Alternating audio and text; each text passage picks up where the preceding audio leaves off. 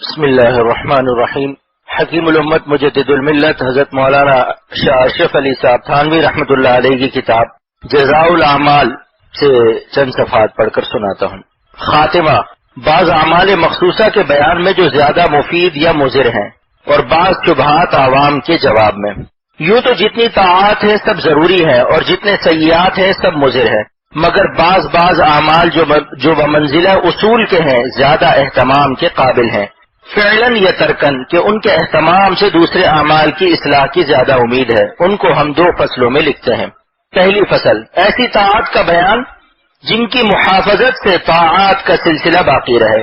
ایسی طاعات کے بیان میں جن کی محافظت سے امید ہے کہ دوسری طاعات کا سلسلہ قائم ہو جائے۔ ایک ان میں علم دین کا حاصل کرنا ہے، خواہ کتب سے حاصل کیا جائے یا صحبت علماء سے، بلکہ تحصیل کتب کے بعد بھی علماء کی صحبت ضروری ہے، اور مراد ہماری علماء سے وہ علماء ہے جو اپنے علم پر خود عمل کرتے ہوں اور شریعت و حقیقت کے جامع ہوں، اتباع سنت کے عاشق ہو، توسط پسند ہو، افراط اور تفریط سے بچتے ہوں، خلق پر شفیق ہوں، تعصب و عناد ان میں نہ ہو۔